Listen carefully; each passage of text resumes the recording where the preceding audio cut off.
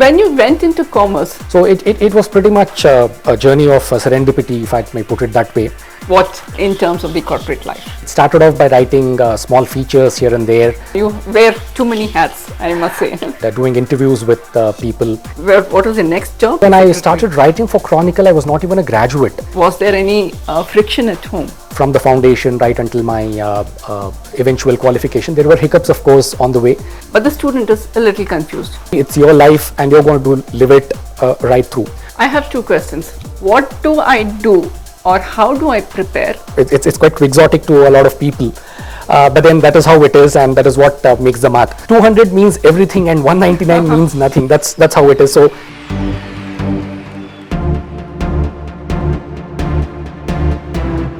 Namaste, I'm Sreelatha Shankar.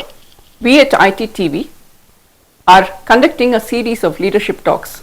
We are going to cover leaders talking to us from various verticals, domains, industries and companies.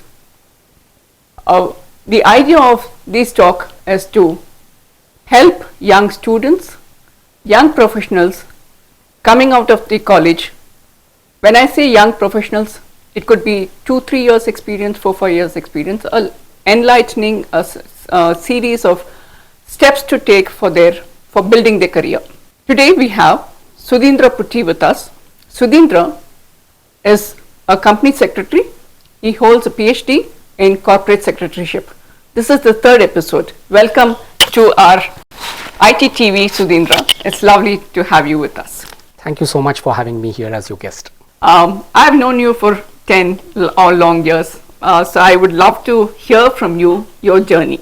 Can you please let us know what your journey is in terms of the corporate life? So thank you once again. As I said, it's my pleasure to be here sharing some of my thoughts. Like many other people, I think it was my father was pretty keen that I got into engineering, and so I got into the maths, physics, chemistry stream. And to put it very subtly, I don't think I bathed myself in any glory in that stream. And then pretty soon I had to make a shift. I had to make a move out of it. And commerce is what beckoned me, and I moved to that. Meanwhile, as you'd also probably know, I also did dabble with writing, and I moved to journalism. I wrote for the Deccan Chronicle for several years, roughly for about 8 to 9 years, moving from films and arts and culture, movie reviews and so on and so forth. Right. So that's really interesting. When you say you moved from maths, physics and science to commerce, was there any friction at home? Oh, there was tremendous friction. Obviously, it was people were livid at home. Particularly, my father was quite disappointed. Our parents, from the generation that we live in, they all want them to be either engineers or doctors. Exactly. And this is, there's also that sense of guilt that kills you, that there's a dream that your parents want you to live and fulfill, and you're failing, and I failed at it quite abysmally. But then, there are no regrets. Every challenge brings forth an opportunity. I think that's what we need to be looking at. And the atmosphere at home, and particularly my mother and my grandmother, for whom I have so much of regard and respect, one of the key influences of my life. So there was a lot of effective support system that I had at home, and that certainly did enable me to get over that initial friction and the disappointment. And honestly, I was all at sea. I didn't really have a clue as to what I'd be doing, not being able to make my mark in one particular stream. I thought commerce is what beckoned me, and that's where I moved. So why the interest in commerce? I think it was also to do with the fact that there were some numbers still there when you do your accounting, and commerce, business, industry, trade. I think these were some things that did hold interest, and I did believe that law would be my calling eventually. Jurisprudence, interpretation of laws, and Anglo-Saxon jurisprudence being such a significant influence on our country. I thought that would eventually be my calling, where I would end up. So that's what prompted me. So are you planning to do your law right now? I have done my law as well. Oh, wonderful. My So you law. hold, you wear too many hats, I must say. In a very jovial way, it's also said that a company secretaryship, having a law degree, is pretty much like a cup and saucer combination. They go hand in hand. And as a chai addict or a tea addict, I think that's one epithet that I would certainly love. And, so do we see J. Sai Deepak in you as well? he's of course one of the torch bearers, and he's doing yeoman service to Bharatiya society Absolutely. today. There's no denying the fact there. Absolutely, well said, well said. And he also again comes from a mathematical background. He's an engineering background, and he moved into something totally different, and he's doing a fantastic job, I think. And if today's generation can pick nuggets from him, I think we would have all done our duty to our motherland. So when you went into commerce, and then you, after your degree, I guess, or after your master's, you joined Deccan Chronicle. From Deccan Chronicle to Science, can you please tell us? So it was pretty much a journey of serendipity, if I may put it that way. I met up the editor of Sunday Chronicle those days, a gentleman called Seshasai, and an extremely wonderful set of people, all of whom I'm in touch with even today. So it started off by writing small features here and there, and gradually moved into writing film reviews and features, and doing interviews with people, including Anandaka, whom I had met, covering social events, covering quasi-political, soft political stuff is what I was doing those days. Honestly, when I when I started writing for Chronicle, I was not even a graduate. Oh, I had just moved from, I was still doing my intermediate, my plus 2, and even as I was doing it, I did my correspondence, my graduation through correspondence from the Osmania University. Right. Even those days, you know, it was quite a flexible medium of studying.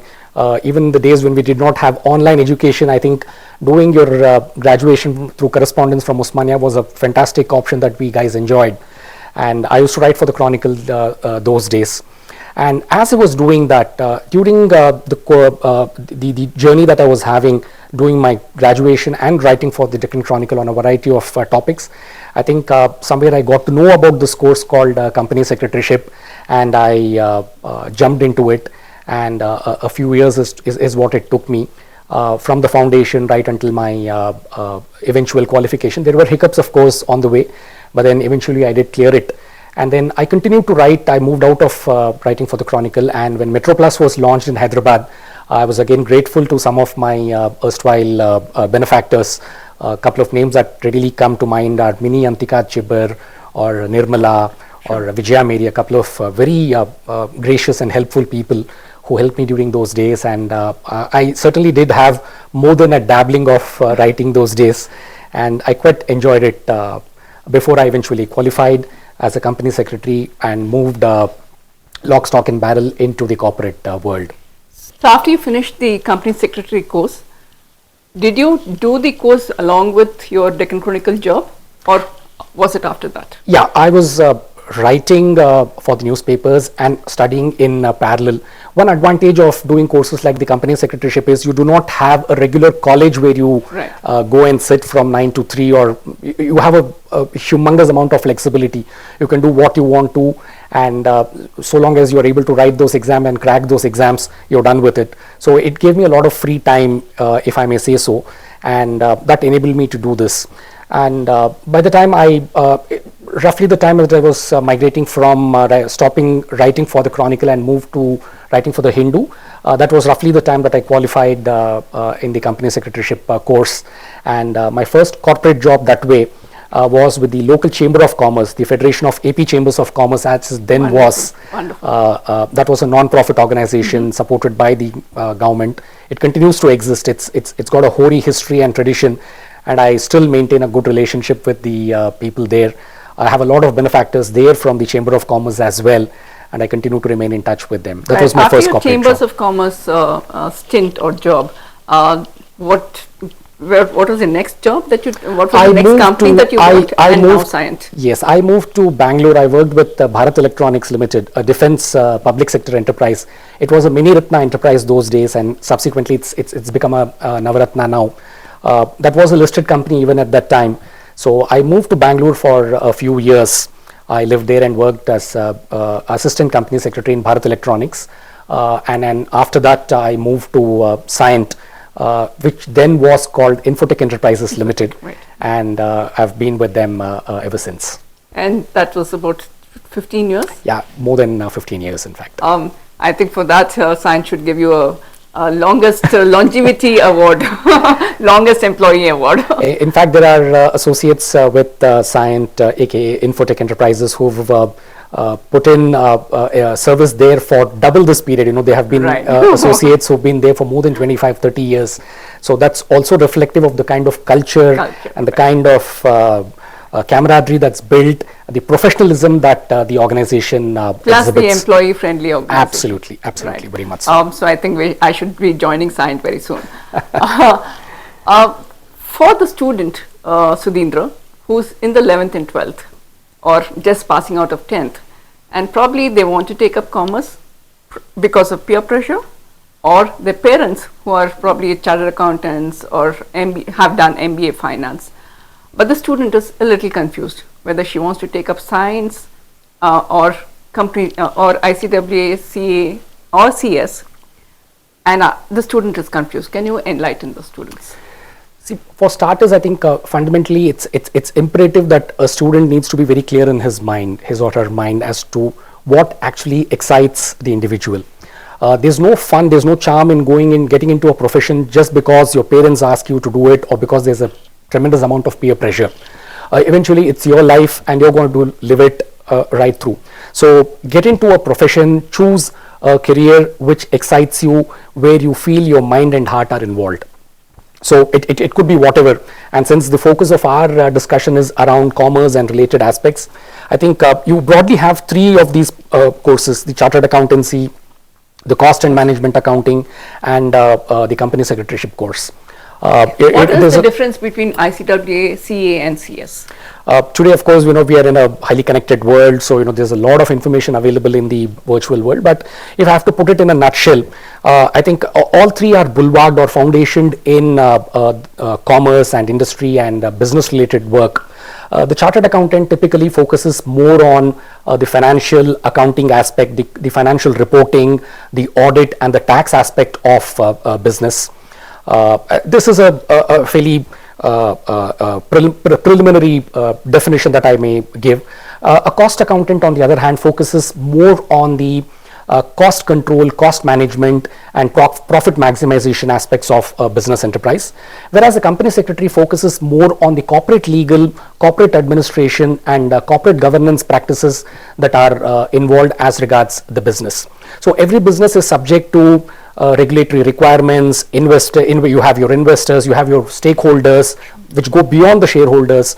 So taking care of their interests, their rights and responsibilities, their duties, ensuring that the company is a good corporate citizen is what the company secretary actually does. So while at the basic they are all foundationed in commerce, they branch out into very specific aspects of specialization. Sure. If I do company secretary, like ICWA and CA, you have inter and final, right? Does CS also have the same criteria? Yes. So the nomenclature has been undergoing change, to keep in sync with the changing times. They're now called the executive and the professional levels, but the structure has by and large remained the same. If a person is a graduate, they can directly register for the executive level, what used to be called the intermediate levels in the past. If a person is an undergraduate, if he's still done his +2 and studying to be a graduate, then they have something called the executive entrance examination, which is held 4 times in a year, once in each quarter. So upon qualifying in that examination, a student can register for the executive levels. And after completing the 2 groups, there are 2 modules or groups in the executive level.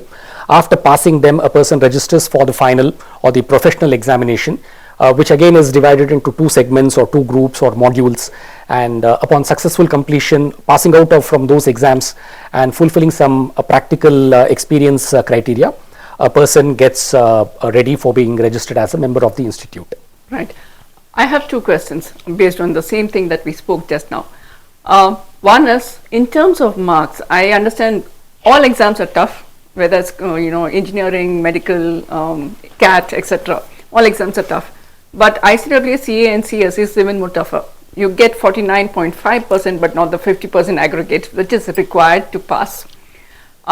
So isn't it it's frustrating because I've got 49.5. Last time I got 47 marks. This year I've got 49.5. I have not yet got the 50 marks. Second is, what do I do or how do I prepare to clear the company secretary inter and final exams? Yeah, so the first question, this is something which comes across as being very quixotic to students when they initially register for the course, because this concept of passing an examination individually for each paper and then again in the aggregate is something which is unheard of in the other courses or the other exams. So this is certainly, it comes across as a surprise, or it's quite quixotic to a lot of people. But then that is how it is, and that is what makes the math. So the requirement is that an individual needs to pass each paper or each subject in a particular module or a group by getting 40%, and then also get an aggregate of 50% in the group. So as you rightly said, if a person has got more than 40 and ends up at 199 in that group, it means nothing. 200 means everything and 199 means nothing. That's how it is. So the student needs to come back for the entire course all over again. That's kind of one way of ensuring that it's not individual or brilliance which is sporadic, but it is spread across the spectrum. Sure. The kind of subjects, the kind of topics that a student typically studies, you will understand, you will realize and appreciate that it grasps, it tries to evaluate the student across a spectrum of topics. This also ensures that only the best of the students get into the profession, because eventually these will be the ones who will go to contribute to the nation directly or indirectly. So it's only the best that can eventually get through. So that's one part of life. The second question is, I think, perseverance and patience are critical to any student, and more so when they get into courses such as the company secretaryship course. There's a lot of perseverance, there is a lot of patience that a student needs to have. Data is available, there's a lot of information which is available. The institute has very well prepared study materials. There are textbooks, there are classes that are conducted physically, virtually, and there's a huge amount of information which is available in the worldwide net today. Having said that, it all boils down to the commitment that the student has himself.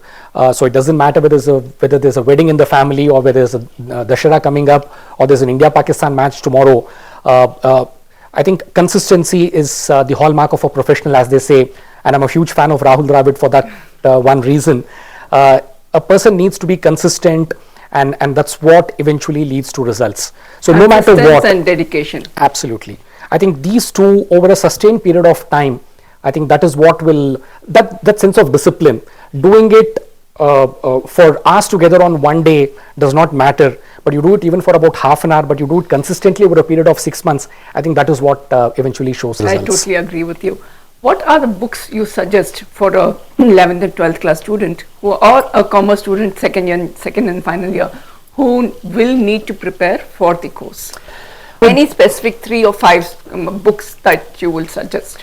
I would strongly suggest or recommend that they stick with the study material. And I speak here not merely as an ambassador of the institutes, but the fact that the study material that is prepared by the institute is top class. It's world class. Honestly speaking, a student does not really need to venture out of the 4 walls of the study material.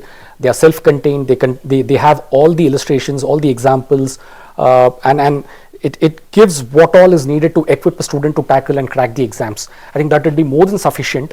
However, given that it's passing of the exams is one part of it, but preparing for life, preparing for the exam of life itself is a bigger question that needs to be tackled.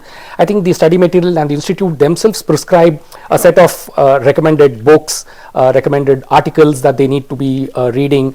The Chartered Secretary, the magazine that the institute itself publishes, carries a lot of write-ups, and I also happen to write a fair bit for the magazines and the on allied matters. So I think if they stick to the study material and the other books that are prescribed by the institute itself for each subject, I think that would do them a world of good. My next question is, I've done my science in 11th and 12th. Can I get into company secretary? As a science student, can I get into company secretary?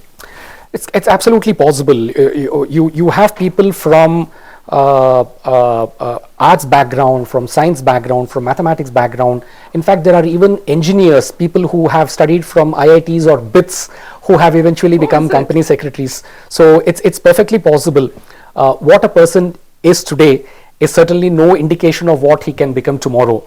And what a person is today is no reflection of what he was yesterday. I think it's certainly possible that people from any kind of background can surely get into doing company secretaryship. Again, we go back to the previous thing. So long as they are dedicated, committed, and they remain consistent in their approach, I think what background they come from doesn't really matter.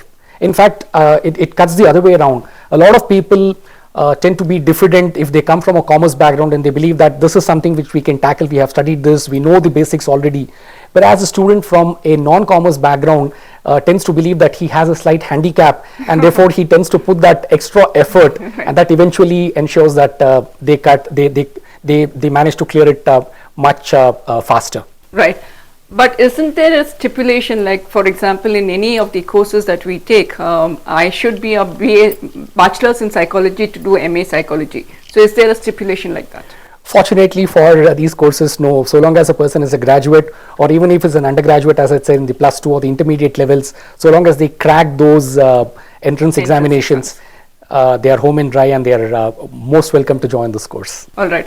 So for the students who have cleared CS and who join the corporate sector, what is the career path for them? Again, this might sound cliched, but the sky is the limit. While I would want you to start from as a fresher to next 25 years of his career. Sure.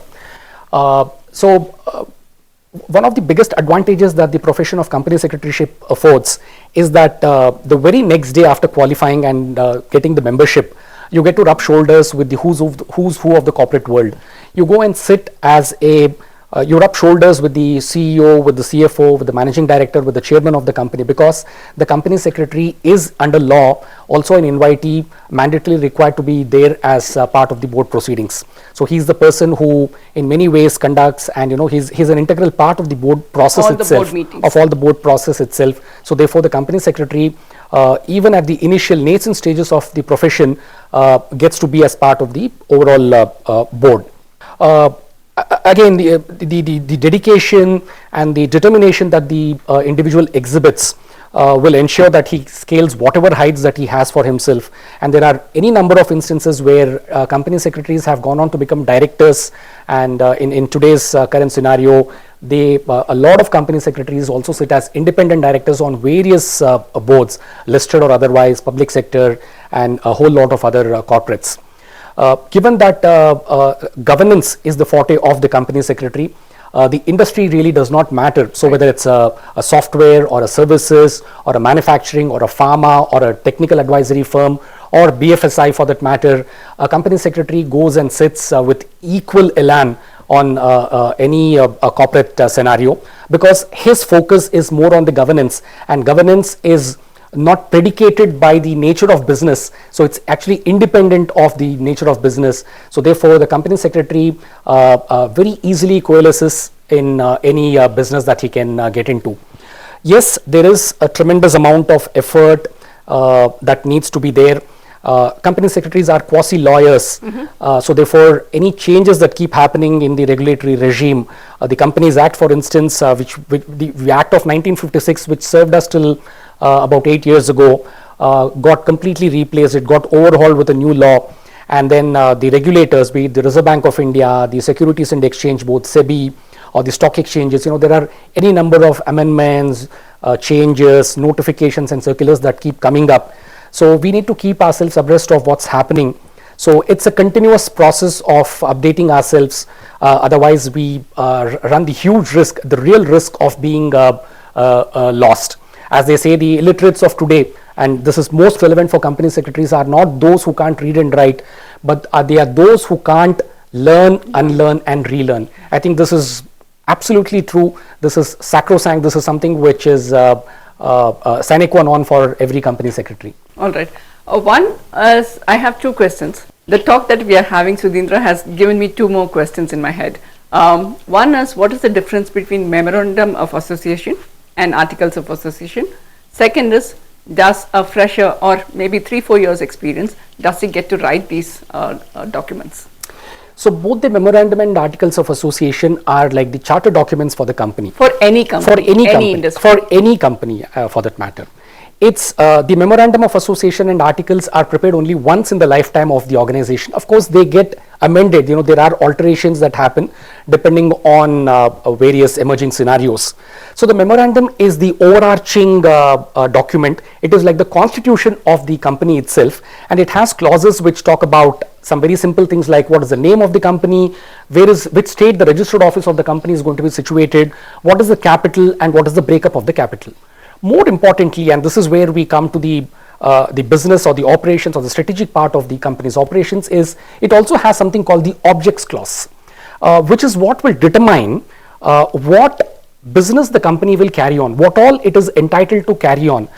It's settled law, and every student of company law will understand that anything which is not mentioned in the memorandum, the objects clause of the company, a company has no business, has no authority to be engaging in that kind of business. So what is called in corporate law ultra virus, it's beyond the powers of the company. So therefore the objects clause determines the whole gamut of operations that the company can undertake.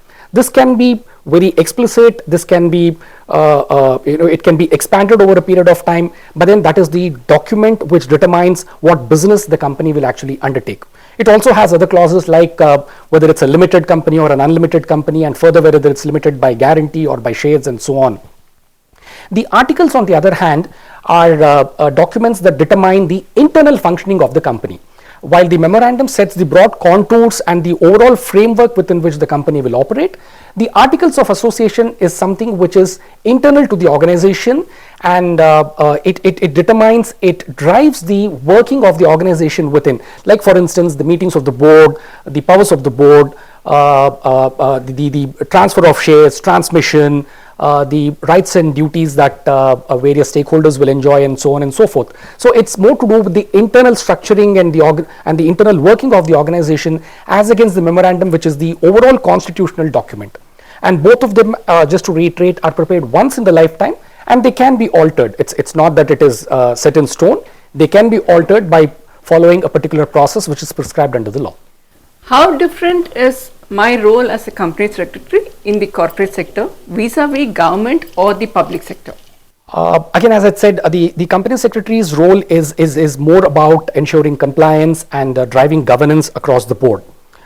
The one difference that the company secretaries tend to face in the public sector or in the government sector is that the regulatory regime is multifold. It's not only Can you please elaborate? It's not only the Companies Act or the listing regulations or the Reserve Bank or the statutory regulations that apply. They also have to cope with the administrative mission, the administrative ministry under which they perform. For instance, if there is a public sector enterprise which is under the control of, let's say, the Ministry of Defense or the Ministry of Shipping or the Ministry of Science and Technology, there are regulations, there are do's and don'ts that are prescribed from that ministry concerned.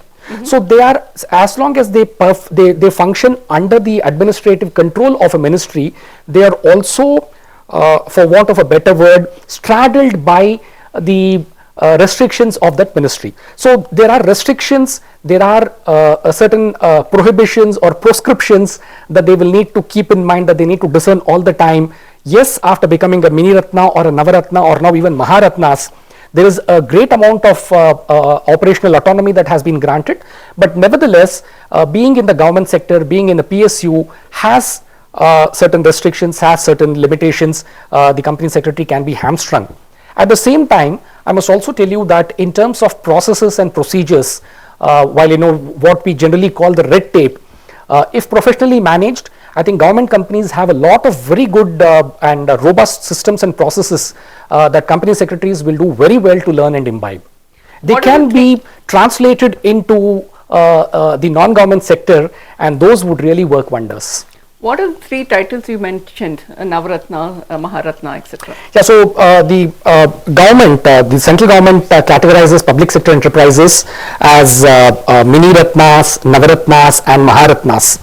So each of these government enterprises, public sector enterprises, are subject to a lot of restrictions. For a lot of decision, they need to get a sign-off, prior approvals from the ministry concerned. However, depending on the size of the organization, its turnover, its contribution in terms of manpower and so on, they have also been given more than a modicum of autonomy in terms of taking certain decisions. It could be, let's say, for acquiring other entities or setting up joint ventures or moving into other lines of business. So there is a flexibility that has been granted to them, and depending on whether an entity is a Mini Ratna or a Maharatna, the level of autonomy differs. And from the employee's point of view, of course, the scales of pay also differ, and that's what distinguishes one from the other. Right. India is a central and federal state structure. So I understand we have different policies and different structures for the central and the state government. So what is the company secretary, or how does the company secretary differentiate in terms of his role vis-a-vis a central government government sector policies and the state government policies in terms of his role over there? On a lighter vein, when a lot of students join the company secretaryship course, they are told that, assuming that many of them or most of them are not married at that stage, that in your company secretaryship course you will learn about all the laws in life and until you get married, and after that you will also get to know your in-laws. So whether it's central or state federal laws, it doesn't really matter whether it's what is the nature of business of the company. If a company is, in our example, if a company is based out of Hyderabad, it will continue to comply with the laws that the center has made, let's say on company law or on FEMA or on Reserve Bank, and all these laws will continue to apply, and the company secretary is bound to ensure that the corporate complies with those laws. Be that as it may, the fact that it is based out of Telangana, the fact that it is based out of Hyderabad, there are also a set of laws that the state has prepared, let's say on registration, let's say on societies, let us say on electricity and related matters. Right. Or even further down, the municipal laws like the Shops and Establishments Act. Right. So these are all registrations. The way the name board, the sign board is displayed, the language in which it is displayed, and what is the nature of information that you will need to display. These are all matters which are operational in nature, but nevertheless matters for compliance. So whether it's from the central legislation or from the state legislation, the entire gamut of compliance typically tends to fall in the remit of the company secretary. Or also it could be, the organizations which is working 24/7, what are the policies or aspects that they need to take care of? Indeed. So there's a lot of flexibility again, like the government has granted flexibility to and autonomy to the Ratnas. IT sector have also got, the IT sector companies in the IT sector also have a lot of exemptions and benefits that have been bestowed upon them from the government. In fact, my PhD, the thesis of my PhD was on analyzing the incentives that the corporate sector gets in the IT sector, specifically in the IT companies from the state governments. They could be fund-based, non-fund-based incentives. What are the, given the fact that they contribute significantly to employment generation, to the GSDP of the state, the state governments have been vying with each other to Right. be more proactive, to be more employee friendly, to be more IT sector friendly, and to that extent they have made it that much Getting more in more business as absolutely. well. That's been something which is helpful. You mentioned FEMA. What is the difference between FEMA and FERA? To put it very subtly, FERA was a relic of the license permit quota Raj. Can you also give the full form? Yeah. So the FERA was the Foreign Exchange Regulation Act, whereas FEMA is the Foreign Exchange Management Act. So the nomenclature itself gives you the difference. You are being regulated there, you are being managed here. To put it in a very simple, in a nutshell, if you have to understand the difference between FERA and FEMA, under FERA, everything was prohibited unless explicitly permitted. Whereas now under FEMA, everything is permitted unless explicitly prohibited. I think that's what marks the difference between the old regime and the current regime. If a company violates FERA or FEMA law, what is the process? The default or the violation can be of various ways. They can be systemic, they can be procedural. So offences are also classified as being compoundable or non-compoundable. So depending upon the nature of the default, It's something which can be compounded by the Reserve Bank of India itself, or some very serious, significant defaults where the Enforcement Directorate, we keep hearing about them, in several contexts in the newspapers and in the news. So they are the more critical, more difficult complications that have arisen. So those typically get into larger issues.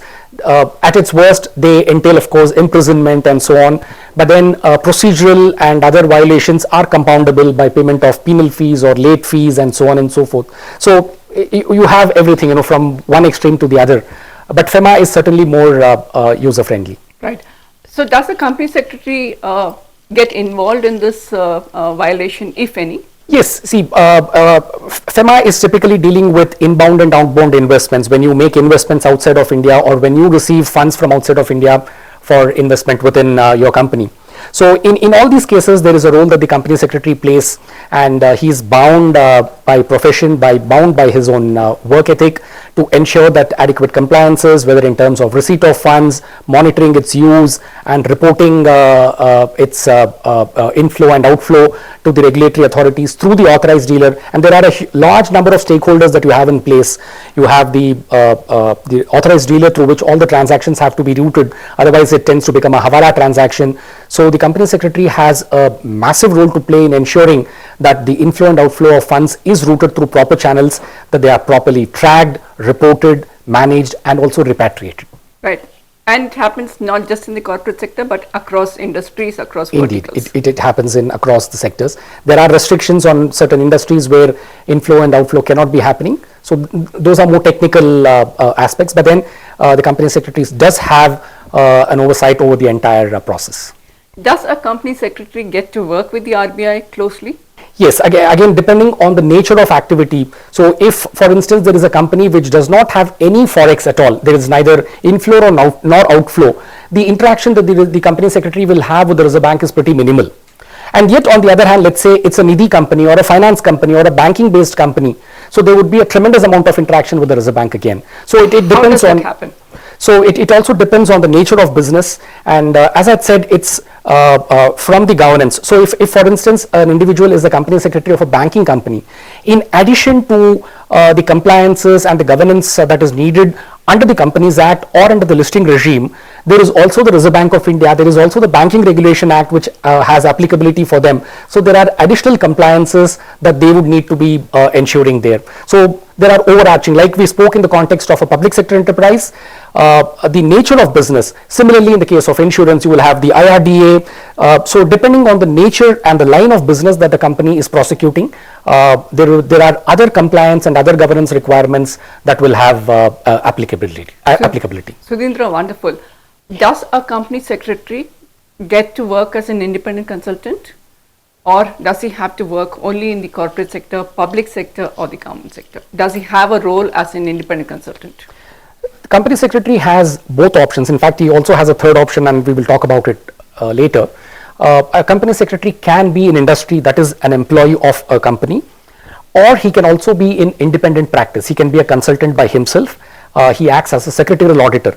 A lot of companies which are still startups or which do not have the wherewithal to have a full-fledged company secretary, or are not required by law to have a whole-time secretary, can and do avail of the services of a practicing company secretary. So he's an external agent, he's an external professional who comes and guides, advises, and manages all the corporate governance and secretarial aspects of a company. In fact, the company secretary's profession is one of the very few that have statutory recognition for both employment as well as for practice.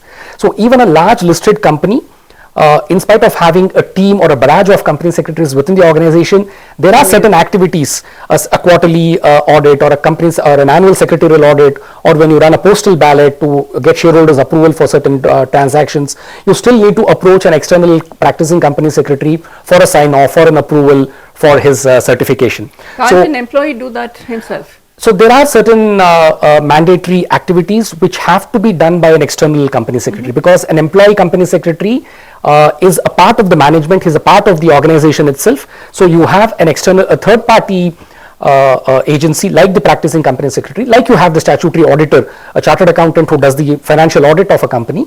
So too in the case of large entities, you have a secretarial auditor who does an annual audit of the corporate law compliances within the organization. So in summary, the answer is an individual has the option of picking to be either an employee company secretary or being an auditor as a secretarial or a practicing company secretary externally. For my career, starting as a fresher and going up to the level of a vice president, do I have to do a course in law along with my company secretary for my growth? Well, it is certainly not mandatory. I think it's quite complementary for a company secretary to also study law and have a law background. It certainly helps because, as I said, it's like a cup and saucer combination. It goes pretty well. So a company secretary typically understands, analyzes, interprets, and manages a lot of corporate law. So having a legal background certainly helps. But then does it eventually help him or does it catapult him to bigger things? Probably the answer is no. It gives him, it equips him better perhaps to understand, it exposes him to a few newer concepts or new certain other aspects, like for instance contract management, contract vetting, contract life cycle and so on, or even in terms of litigation, depending on again the nature of company. If there is external litigation and there is liaison that happens with legal counsel or appearing before forums, tribunals and courts and so on, having a legal background helps, but that's certainly not mandatory. It's complementary at the best is what I believe. And you would suggest a corporate law to be done? At the graduation level, I think an LLB equips a student with all that he needs. And further, yes, depending on the interest of the student, it could be corporate law. It could also be business or mercantile law because you get exposed to a lot of those kinds of activities. What are the 3 or 5 steps you would ensure the student takes into cognizance for his career while doing his company secretary course? I'll probably be just playing around the same words that we have spoken about. I think consistency is vital, without which nothing can ever happen. Not merely for this course, but for any other activity as well. So that consistency, that commitment, that dedication, no matter what deviations happen, no matter what other avocations an individual has, I think that focus, that steadfastness, that needs to be paramount. That goal, like we have seen that story in the Mahabharata, Arjuna does not see anything else. He only sees the bird, he only sees the eye of that bird. I think that determination, that grit, that focus on achieving his target, I think that is what is critical. Everything else is secondary and tertiary. So long as a person does not lose sight of his the long-term goal, I think it should be possible to achieve it. So any specific input that you would want to give for a student? I think one thing that I would want to share through this forum is do not be that Kupastha Manduka, as we have been, as we would all be aware. You will have to break it down for a student who doesn't understand. Do not be the proverbial frog in the well. This is a huge, humongous world. So you need to be a specialist come generalist. I think Sir Winston Churchill once very famously said, and I draw upon my journalistic experience here, he said that a journalist is somebody who knows everything of something and something of everything. I think that holds good pretty much for a company secretary also. He should be somebody who knows something of everything and everything of something. The everything of something is of course corporate law and regulation that's applicable to his company. At the same time, he must also know something of everything that is happening from the local level to the national level to the international level, how it impacts, because the expectations from industry, the expectation from the regulators, from company secretaries also is that they need to be more well versed and more open and not be constricting themselves to specific aspects. I think the openness, as the Rig Veda says, let noble thoughts come to us from all directions. I think we should be willing to assimilate all thoughts and keep evolving. And we live at a very exciting and challenging times. A company secretary, from being merely a compliance officer and a company law officer, has now come to be recognized as a governance expert. Right. There is advisory role that a company secretary plays today. There was a survey recently from, I think, Grant Thornton in the United Kingdom, and they had very interesting results. They said that over 80% of the respondent company secretaries felt that the role of the company secretary has enlarged significantly, has been enhanced significantly over the last several years, with sustainability reporting coming in, investor relations, ESG, proxy advisory firms. I think there's a massive amount of scope that's emerging, and whether a company is listed or otherwise, there's humongous scope to contribute. What is the role of a company secretary in a startup company? So a startup is something again where an individual probably has an idea and he believes that he's out there to implement it. Or he wants to develop a company by himself. So in any case, the entrepreneur has an idea. He probably has money to go with it. And if he doesn't have, again, you have the company secretary to fall back upon. So in a startup enterprise, I think the company secretary is somebody who will guide and advise on what are the do's and don'ts, where a person needs to be venturing and where he should not be getting into, what are the pitfalls to avoid. So to be very specific, what are the lines of business that he should be evaluating it from a risk paradigm, what are the places where he should be setting up an enterprise, what states have incentives for what kind of business, understanding. When you mention places, what do you mean by that? I mean physical geographical location. If it's going to be an IT company, where does it make sense for him to get in? If it's going to be a services company, if it's going to be a financial services company, if it is going to be a manufacturing company of cosmetics, of home products, each state has different policies, and the central government also has tax incentives for nature of business as also for the geographical location of business. So to develop, to ensure that there is balanced regional development, governments provide incentives for setting up entities or organizations in comparatively backward areas. So from deciding on what is the line of business to be pursued to where the business is to be pursued, from where the funds are to be procured, what is the nature, whether in the form of debt or equity, what are the sign-offs that are needed, what is the trade-off that is needed as regards debt versus equity, arranging the finance, managing it, monitoring it, ensuring that in doing all this that you are compliant with the law. I think in a startup, the individual has merely an idea. It needs to be incubated, right. And the company secretary certainly plays a role as a fulcrum there to ensure that this bud blossoms and eventually evolves into a good flowering tree. Right. You earlier mentioned that every government, state government specifically, are giving a lot of incentives to corporate companies as IT companies. So does a company secretary hold a role in the SEZs of the state governments that are laid out? Again, if a company is going to be working or operating out of an SEZ, yes, in addition to all the other requirements, the SEZ also has certain compliance requirements, right from the time of getting into the SEZ and eventually moving out of the SEZ. Even the movement of employees is monitored. A change of directors also has certain compliance requirements there. So a company secretary, if he is going to be working in an organization that is based out of an SEZ, or he's advising a company that is going to be operating from an SEZ, there are additional requirements of compliance that he needs to factor in. All right. For a fresher who's just joined, what are the career path in terms of titles, designations that you can tell the fresher student?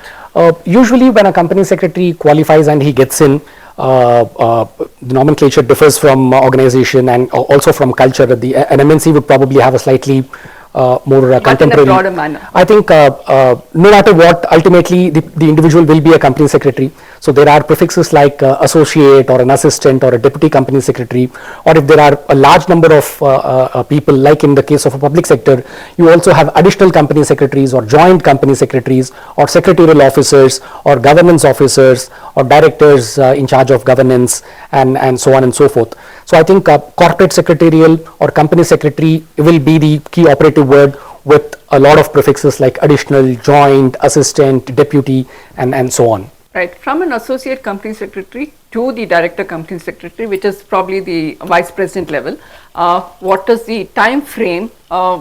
Yes, some people are very smarter and they can grow faster, but in a broader aspect, how many years does it take for a student to get into paribus, other things remaining constant?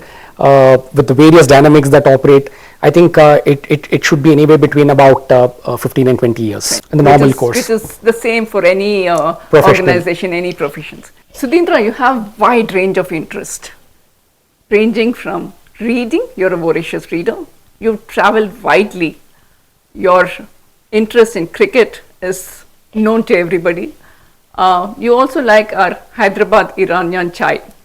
Can you please tell us about your interests? Yeah, I think as you listed out, Plus, you're a spiritual person as well. I read somewhere, that there is this link that we have with the letter C. Cricket, Commonwealth, Congress, company law, company secretaryship, that's kind of flowing. If I just paraphrase that, I will also add chai, because tea was also brought into us by the British. Like a lot of the other good things that they brought in, I think this was also one of them. Yes, I do love traveling, and I try to make the most of what I can. I love exploring new places, and I really enjoy my time out while travel. I forgot to mention you're also a writer. Yes, I do not do the traditional typical journalism any longer, but I still write on the subject. I write on religious and spiritual matters, doing my bit for some social responsibility, if I may call it so. I do a little bit of writing that way. Yes, of course, I am an avid tea lover, and you can take anything out of my life, but you can't take the tea out of my life.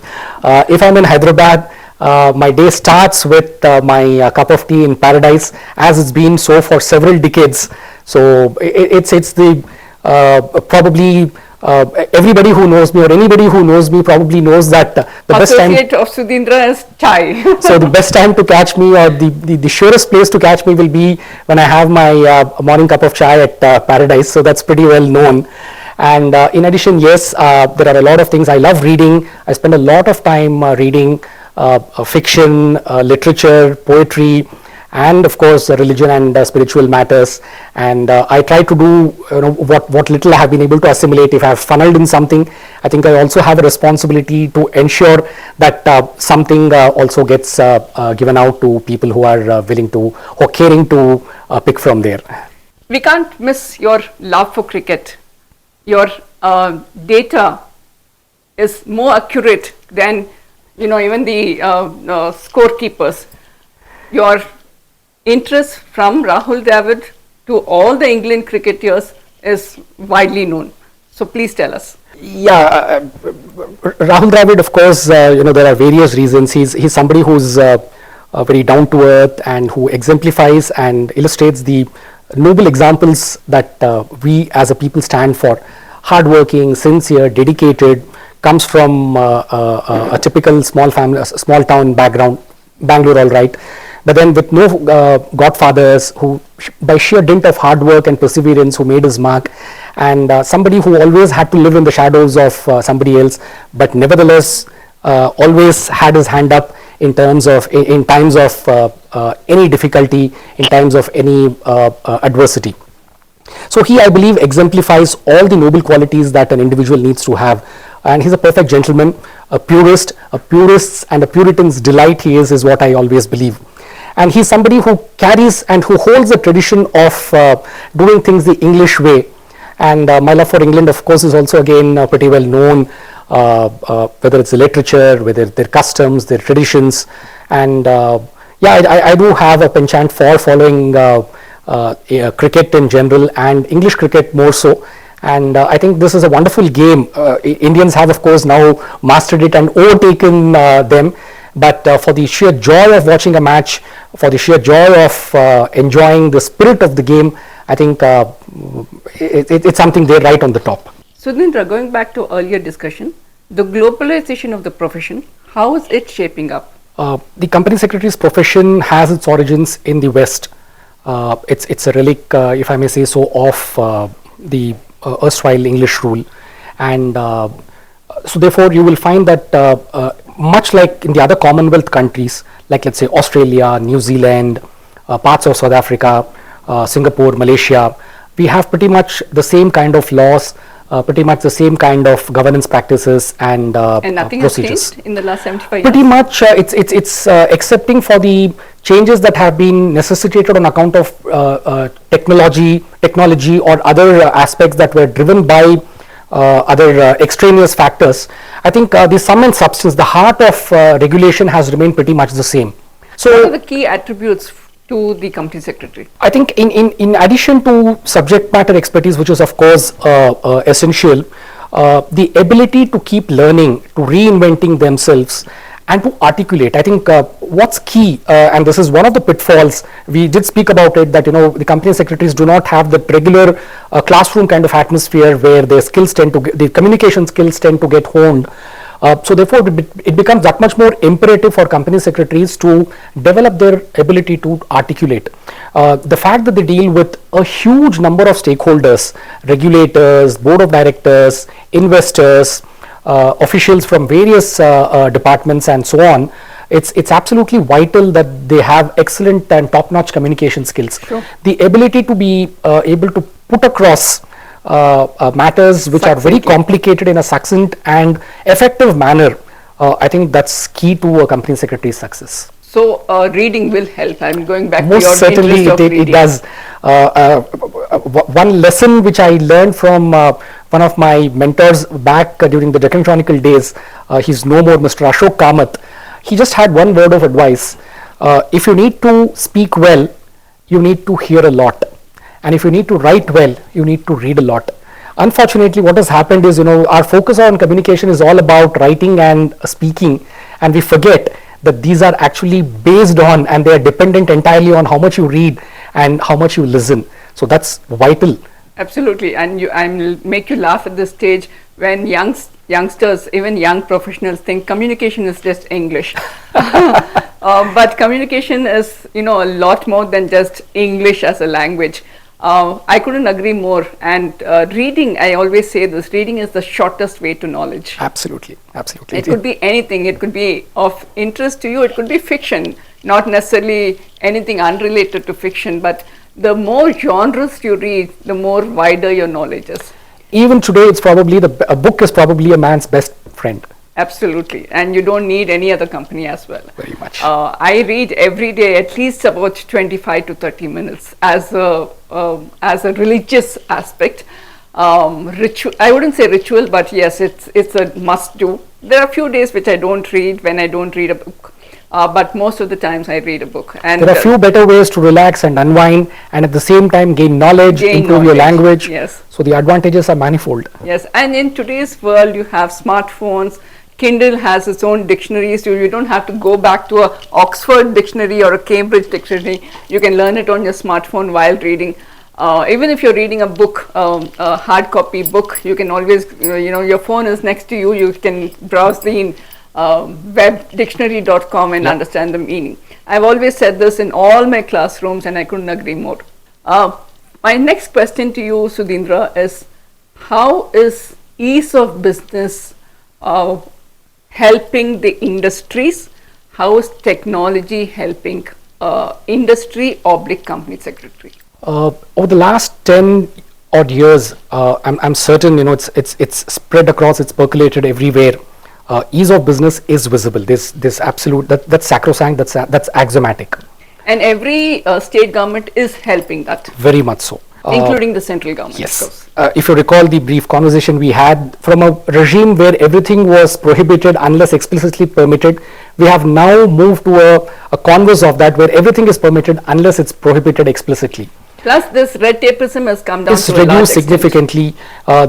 Most of the activities from a company secretary's viewpoint are in auto approval mode, or you just need to keep the registrar or the regulator informed rather than seek an approval.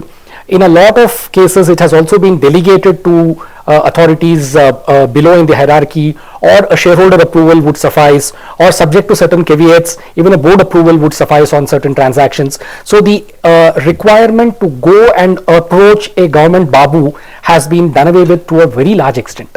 The regulatory framework also has been amended, has been changed to reflect the current scenario, the current corporate milieu, the demands that have been coming up from the corporate sector. So I think we are very much on the right path. I would also hasten to add, but at the working level, maybe there are certain. It's something like that sand in the shoe. There are certain irritants which are still there, maybe at the working level, at the very grassroots level, but then these are things which will evolve over a period of time, and I think it's a matter of days, months perhaps, that we'd be certainly moving to a much easier way of doing business. We are on the right path, and I think this is only going to take us one way, and this will only take us further and further up. Sudheendhra, my last two questions, and we've really had a wonderful discussion so far. Can a student who is doing his company secretary or has done his company secretary would also like to do chartered accountancy or cost accountancy? Is there any relevance? Yeah, definitely. There is a huge amount of convergence that comes about. A person doing CS, also wanting to do either chartered accountancy and oblique or cost accountancy, it's certainly complementary, and there's a huge amount of convergence in industry. This individual will be able to handle multiple departments or multiple activities within an organization, and that's a huge boon. The regulations, of course, keep changing and they keep evolving over a period of time. There is also reciprocal arrangements that the the Company Secretary Institute has with the Cost Accounting Institute. So if you have passed and you're a qualified Company Secretary, you also get some paper-wise exemptions from the Costing Institute and vice versa. So these will have to be checked at any given point of time depending on what syllabus an individual has taken. So it certainly makes sense if a person has that amount of willpower and a perseverance to be able to pursue more than 1, 2 or even 3 professional courses. Good luck to him and all the very best. He's going to be a cracker, absolute cracker in the industry. And as you mentioned, it's complementary. Very much so. It's not something that you're deviating upon. The basics are pretty much the same. Right. 25-30% of the syllabus or the course subject area will pretty much remain the same. It's just that the specialization or the way the analysis develops becomes a little more focused. So I think it's a very good idea for people to be pursuing more than 2 courses. I've finished my company secretary. I also want to take my UPSC exam. Is there any relevance? What do you suggest? I don't think, at least in there's any direct correlation or an interface that can happen. Maybe some tangential references here and there. If a student does decide to opt for law as one of his optionals in the UPSC, it certainly might help him. In terms of discipline, in terms of determination and focus and studying from a professional examination point of view, I think that's certainly helpful. And the fact that yes, in the profession as a company secretary, you're advising the boards. Here as a chief secretary, will probably be advising the governments. So there's that element of similarity that comes there. But I think beyond that, I don't think I'll be able to draw a direct correlation per se. But it'll be a very good thing if company secretaries do branch out into other areas of work. Public service is one huge area where they can make a contribution. Yeah, like you rightly mentioned, they can be CA, that is Chief Economic Advisor or Principal Advisor to the Government of India. Exactly. I have one last question. I'm going back to what we earlier discussed, violation of the FEMA and FERA. But does a company secretary get involved apart from the FERA and FEMA violation in any other violations done by the company or the individuals of the company? Most of the laws, in fact all the laws, you will find that there is a section which deals with an officer in default. That if something goes wrong, whom do you catch by the scruff? And you will invariably find the company secretary's name there as the person who is an officer in default. So God forbid should something go wrong, one of the guys whose head is on the block is that of the company secretary. He's an officer. It could be any misconduct. It could be a misconduct of data violation, etc. also. So it differs from legislation to legislation, but most of the corporate laws you will find that the company secretary is an officer in default. So should something go wrong, as I said, God forbid, so he is somebody who can be held responsible for it. You had such an amazing career path, ranging from journalism to company secretary, interests ranging from reading, writing, you're a speaker as well, you've spoken at various forums, to cricket, to chai, to travel. What do you envisage for your future? I think it will be a summary of all this, And eventually, I think what I believe a person needs to be doing is contributing to nation building. Ultimately, this is our motherland. This is a land with such a hoary past, with such richness that we have seen. It has been the very fact that it was available for plunder time and time again over centuries. It has been ravaged and ravished. Itself speaks at a different level that this is a land of riches, this is a land of knowledge, this is a land of opportunity. Absolutely. I and think when if I go to Hampi, how it's ruined makes you bleed. And if the ruins are so vast and so rich, you can And just yet imagine. so beautiful. And so beautiful. You can just imagine What it must have been during its halcyon days. So I think where I would end up, I think being a sentinel, being somebody who contributed 0.00001% to this nation's glory, and that I believe is what every individual should be aspiring to, and I certainly would be aspiring to do that for my country. You have many more years for retirement. Post-retirement, what's your plan? I think I've been deeply associated with some sorts of religious and charitable activity. Udupi is one place where my heart always is. Physically, I might be anywhere, but my heart is more often than not at the feet of my Guru, at the feet of Lord Krishna in Udupi. I think Udupi will be my final call. Destination place. It will be. Sudheendhra, it was wonderful talking to you. You have enlightened our young professionals, young students on a plethora of aspects on company secretary, chartered accountancy and cost accountancy. It was wonderful having you. Thank you so much for coming to our show and being a guest. It's my privilege. I'm deeply honored. Thank you so much for having me on your show. Thank you so much once again. Thank you.